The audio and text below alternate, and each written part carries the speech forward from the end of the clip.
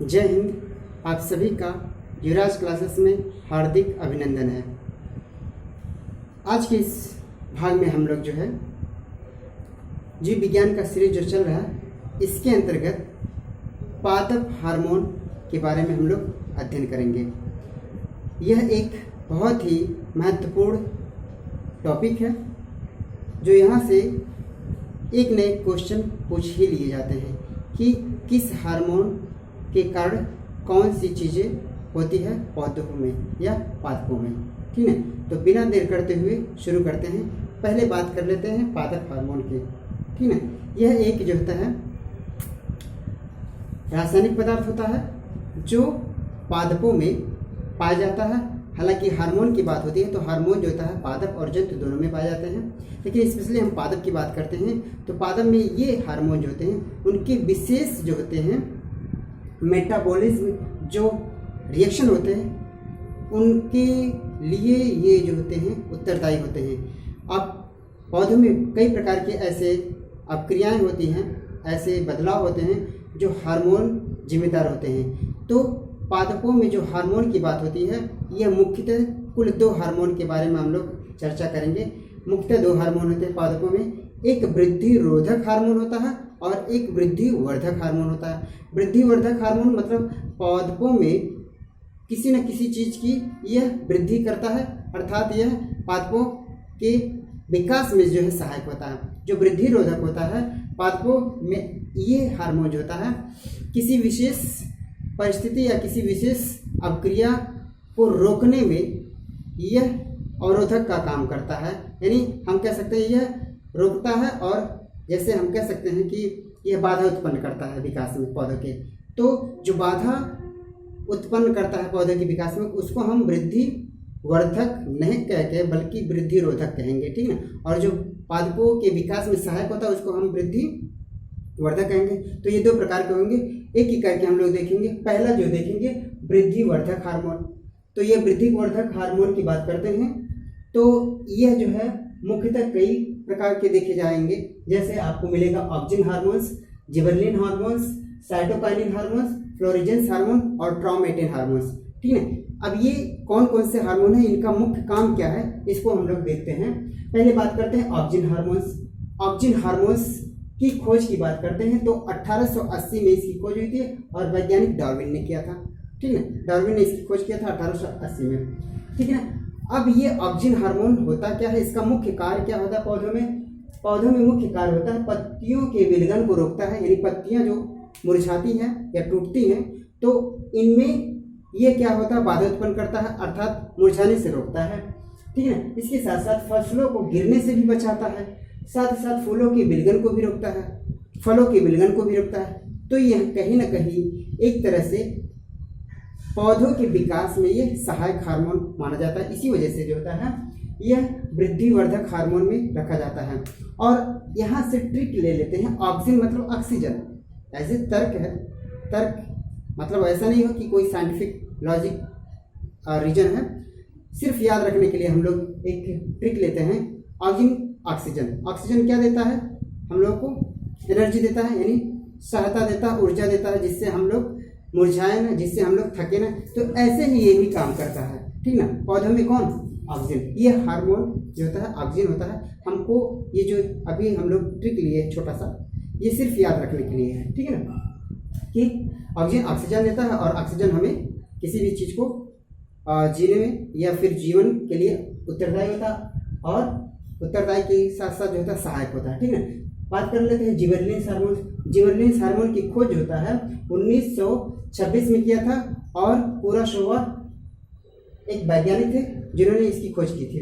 और इसका मुख्य कार्य क्या होता है, यह बौने पौधों को बढ़ाने में, उनकी लंबाई बढ़ाने में सहायक होता है। यानी बौने पौधों को लंबा करता है, साथ साथ फूल बनाने में भी मदद करता है, बीजों को अंकुरित करने में प्रेरित करता है। यानी बीज के अंकुरण में ये सहायक होता है। कौन, जिबरेलिन हार्मोन्स। खासकर जो है बात करते हैं पौधों में जो लंबाई होती है, पौधों की लंबाई में सहायक यानी लंबा करने में सहायता प्रदान करता है जिबरेलिन हार्मोन्स। ठीक है, कोई भी पौधा बोना है तो उस पर एक हार्मोन का छिड़काव करते हैं और वो हार्मोन कौन सा होता है, जिबरेलिन हार्मोन होता है, जो पौधों की लंबाई में बढ़ाने में सहायता प्रदान करता है। बात करते हैं साइटोकाइनिन हार्मोन। तो ये साइटोकाइनिन हार्मोन की खोज 1955 में मिलर नामक वैज्ञानिक ने किया था और बाद में इस हार्मोन का नाम साइटोकाइनिन जो है लेथम द्वारा दिया गया था। ठीक है ना। इसका काम क्या है साइटोकाइनिन का? तो यह ऑक्सीजन की उपस्थिति में, यानी ऑक्सीजन हार्मोन की उपस्थिति में कोशिका विभाजन करता है। अर्थात कोशिका विभाजन जब करेगा तो जो पौधों की मोटाई होती है, टहनियों की मोटाई होती है, उसमें यह सहायता प्रदान करता है साइटोकाइनिन हार्मोन। ठीक है। इसके साथ साथ आरएनए और प्रोटीन को बनाने में भी जो है यह सहायता प्रदान होता है, सहायक होता है। साथ साथ लंबाई में भी ये सहायता करता है, यानी पौधों की लंबाई में भी ये सहायता करता है। साथ ही साथ गिबरेलिन तो इम्पोर्टेंट है ही सहायता में, वृद्धि लंबाई बढ़ाने में। इसके साथ साथ ये साइटोकाइनिन भी जो होता है गिबरेलिन जैसा व्यवहार करता है और यह भी जो होता है पौधों की लंबाई में सहायक होता है, वृद्धि करने में सहायक होता है। बात करते हैं फ्लोरिजेंस हार्मोन्स।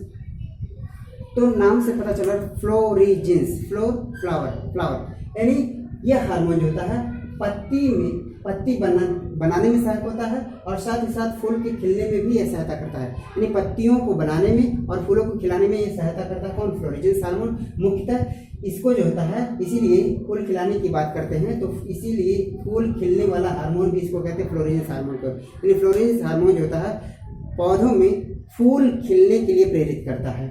ठीक है। बात करते हैं ट्रोमेटिन हार्मोन। तो यह एक प्रकार का डाइकार्बोक्सिलिक अम्ल होता है और यह डाइकार्बोक्सिलिक अम्ल ऐसा व्यवहार करता है जब पौधों की कोशिकाओं में कहीं टूट फूट हो जाता है, घाव हो जाता है, तो उस घाव को भरने में यह सहायता प्रदान करता है। तो जो ट्रोमेटिन हार्मोन होता है पौधों में घाव भरने में सहायता प्रदान करता है, यानी पौधों के घाव भरने में जो सहायक हार्मोन है वो ट्रोमेटिन हार्मोन होता है। ट्राउट ट्रीटमेंट ऐसे हम लोग याद कर सकते हैं।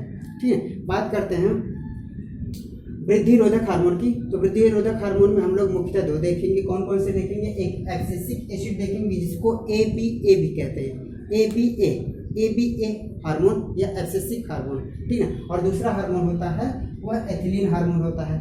ठीक है। ये दो हार्मोन जो होते हैं वृद्धि रोधक होते हैं पौधों में। अब एब्सिसिक एसिड का काम क्या होता है? पहले बात करते हैं इसकी खोज की। तो 1961 और 65 के समय में जो होता है कॉर्न्स और एडिकोट नामक वैज्ञानिक ने इसकी खोज किया था। कौन से? कॉर्न्स और एडिकोट नामक वैज्ञानिक ने इसका खोज किया था। बाद में वेयरिंग ने इसको पुनः अपने तरीके से परिभाषित किया था। कार्य क्या होता है? बीजों की सुषुप्ता अवस्था में ये ला देता है, यानी बीजों की वृद्धि में ये क्या होता है? अवरोध प्रदान करता है, यानी अवरोधक होता है। इसी वजह से बीजों को सुषुप्ता अवस्था में ला देता है, बीज अंकुरित नहीं करता है या होता है, बीज अंकुरित नहीं होते हैं। साथ ही साथ पुष्पन में बाधक होता है, पुष्प के खिलने में भी ये क्या करता है? बाधा करता है। साथ साथ पत्तियों की विलगन में ये मुख्य भूमिका निभाती है, यानी जो पत्तियां विलगित होती हैं, पत्तियां जो झड़ती हैं, पत्तियां गिरती हैं, तो उसमें यह मुख्य भूमिका निभाता है। कौन? ABA abscisic acid. ठीक है। बात करते हैं दूसरा एथिलीन हार्मोन की। तो एथिलीन हार्मोन जो होता है इसकी खोज जो है बर्ग नामक वैज्ञानिक ने किया था 1962 में। ठीक है।